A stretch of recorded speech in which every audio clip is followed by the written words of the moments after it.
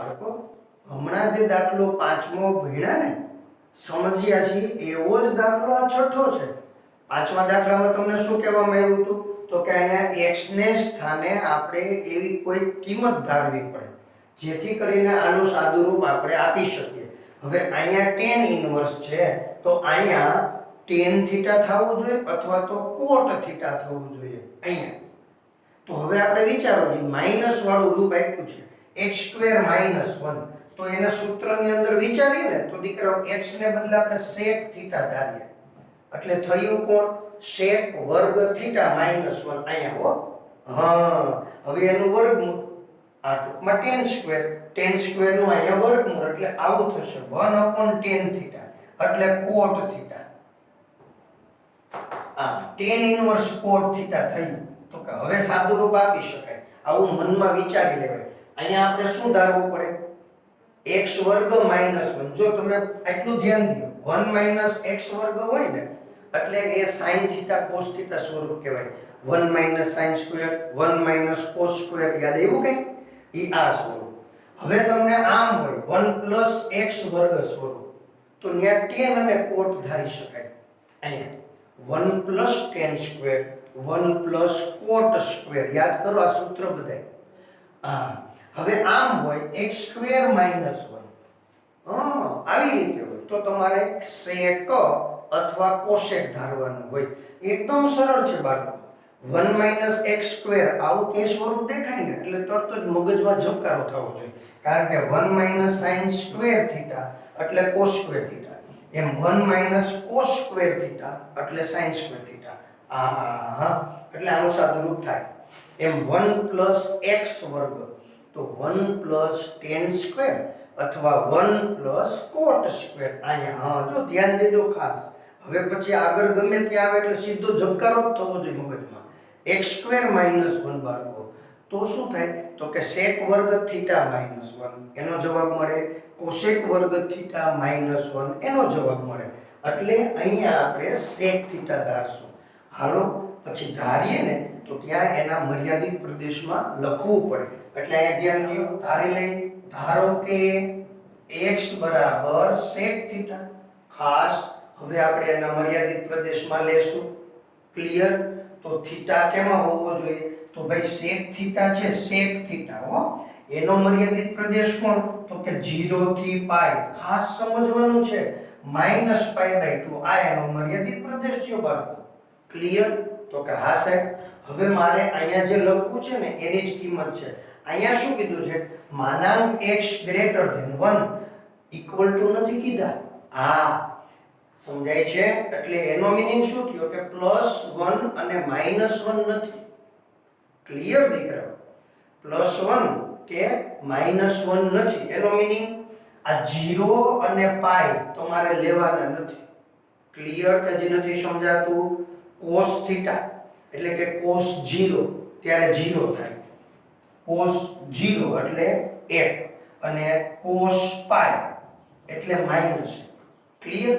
તો એવી જ રીતે sec 0 તો પણ 1 થાય અને sec π એટલે -1 થાય. અહીંયા આપણે લેવાની ના પાડી છે. ખાસ સમજજો. ઇક્વલ ટુ નો લીટો નથી. એનો મીનિંગ આ બે કિંમતો તમે લઈ શકતા નથી. આ એકમ વર્તુળ સમજાયું જ છે તમને દીકરાઓ? 0 અને π આપણે લઈ શકીએ નહીં એટલે આમ આવે સૌરુતંત્ર. પરંતુ અહીંયા શરત આપી છે અહીં માનાંક x > 1 હોવાથી થીટા belongs to 0 to π -π/2. હવે ક્લિયર થયું? નહીતર શું હોય? થીટા belongs to 0 to π હોય. ક્લિયર? સમજાઈ ગયું? આ ખાસ આ સમજાય છે ને બાળકો? ફરીથી ધ્યાન દો.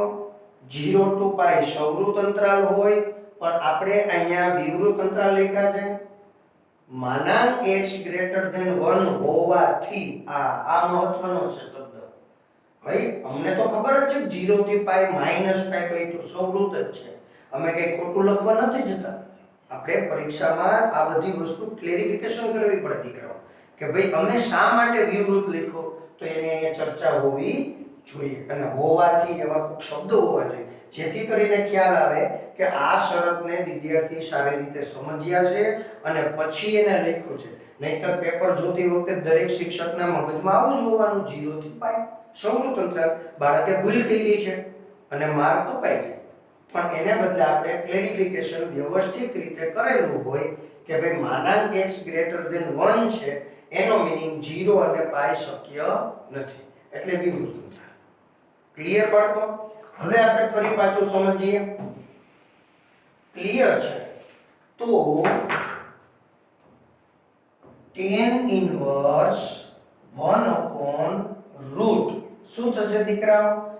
અહીંયા તો કે sec વર્ગ થીટા -1 આવડે છે tan સ્ક્વેર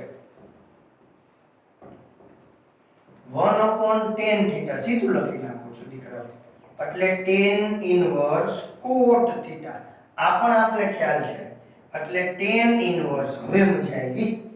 cot થીટા છે બાળકો એને tan માં ફેરવી શકાય. આપણે શીખીને આવ્યા હતા π/2 માઈનસ થીટા કરીએ ને એટલે વિધેય બદલી જાય. હા એટલે અહીંયા થઈ જશે tan π/2 માઈનસ થીટા. હવે મજા આવી તો કે આ બંને દૂર થાય. કઈએ થાય તો કે આ એના મર્યાદિત પ્રદેશમાં હોય તો અહીંથી આ મર્યાદિત પ્રદેશમાં હોય તો આ દૂર થાય. હવે આ મર્યાદિત પ્રદેશમાં છે કે નહીં એની અહીંયા સમજૂતી આપવી પડે દીકરાઓ. હા સમજાઈ ગયું? તો આપને ખબર છે x belongs to 0 to pi minus π/2 એટલે કે સીધું જ લખો 0 less than x less than pi. 0 less than x sorry અહીંયા થીટા લખવાનું છે બાળકો. Theta theta belongs to 0 to pi છે. ક્લિયર?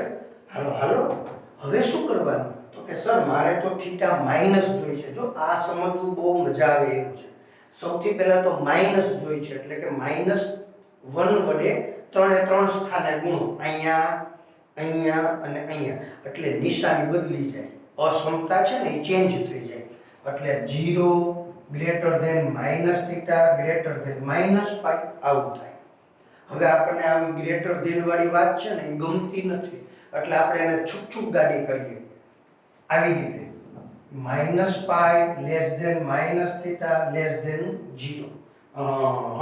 એટલે -θ સુધી પહોંચ્યા. હવે આપણે π/2 જોઈ છે એટલે π/2 ઉમેરો.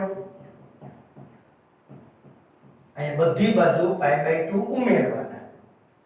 ક્લિયર? સમજાઈ ગયું?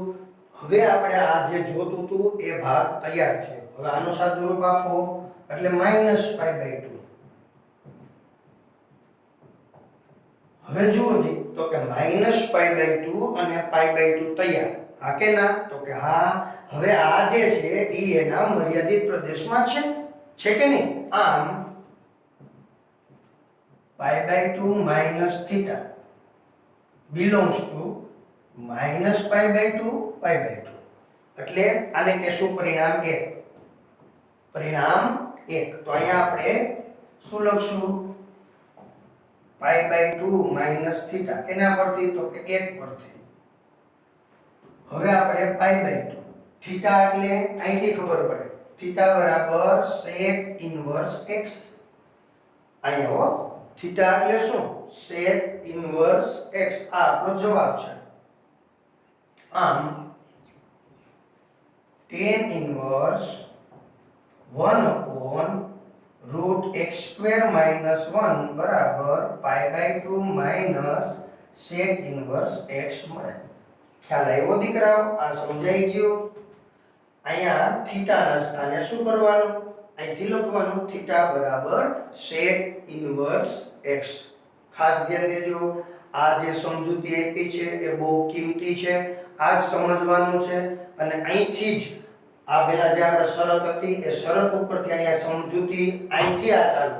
નહીંતર શું થાય દીકરાઓ? તમે અહીંયા સૌરત લે. હા સૌરત લે એટલે ઇક્વલ ટુ નો લીટો આવે. ઇક્વલ ટુ નો લીટો આવે એટલે શું થાય? અહીંયા તમને ઇક્વલ ટુ અહીંયા ઇક્વલ ટુ તો આ સૌરત મળવા લાગે તો એના મર્યાદિત પ્રદેશમાં આવે નહીં. tan ના મર્યાદિત પ્રદેશ શું છે? તો કે -π/2 π/2 વિવૃત અંતરાલ છે દીકરાઓ. એટલે ખાસ આવી નાની નાની કાળજી લેવાની છે.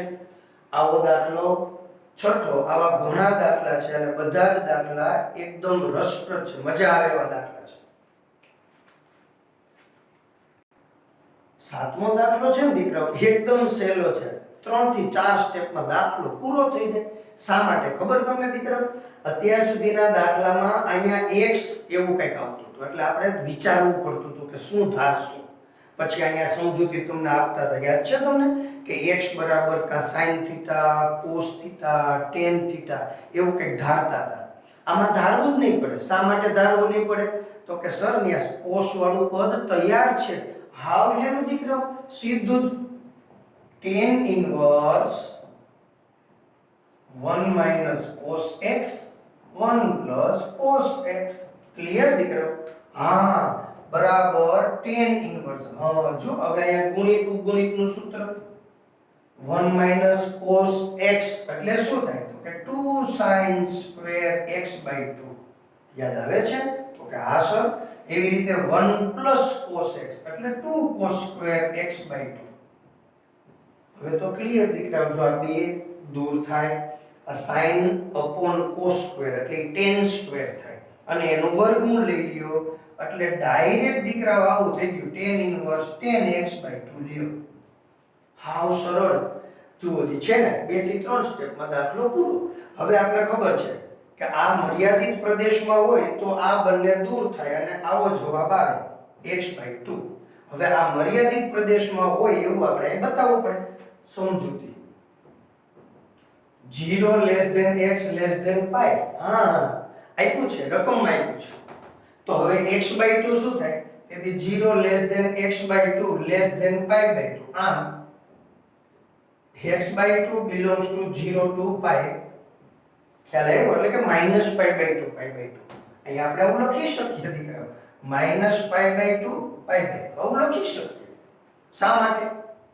0 થી pi છે, એની વચ્ચે આવેલું છે, એટલે કે આમ તો આ પહેલા ચરણમાં છે. આપણે શું કર્યું દીકરાઓ? જો અહીંયા ધ્યાન દેજો. હા આ 0 અને આ pi by 2. હવે અહીંયા છે એવું કીધું તો મેં વધારાનું અહીંથી લખ્યું, અહીંથી આની વચ્ચે છે. લખી શકાય નહીં, તો એમાં કોઈ ના પાડે નહીં. આવું શા માટે લખ્યું મેં? ખ્યાલ આવે કે આ મર્યાદિત પ્રદેશમાં છે. એકદમ સરળ દીકરાઓ. 0 less than x less than pi એટલે આ બેની વચમાં છે. આમાં હવે શું થયું? એના અડધા કર્યા એટલે આની અને આની વચ્ચે આવી ગયું, અહીંયા આવી ગયું. હવે આની 0 થી આની વચ્ચે કે minus pi by 2 થી pi by 2 વચ્ચે એક જ કહેવાય. એટલે ખાલી આપણે ખ્યાલ આવ્યો. આ જવાબ આવી ગયો. અહીંયા આપણે લખશું પરિણામ 1 પરથી, અને આપણે પરિણામ 1 કહેશું. ખ્યાલ આવ્યો? આમ પૂરું થઈ ગયું દીકરા. tan inverse root 1 minus cos x 1 plus cos x is equal to x by 2. જવાબ આવ્યો. એકદમ સરળ દાખલો છે દીકરાઓ. દાખલો 7મો. કોઈ એટલે કંઈ ધારવાનું નથી, માત્ર સાદું રૂપ આપવાનું છે અને આ પણ સરળ હતું.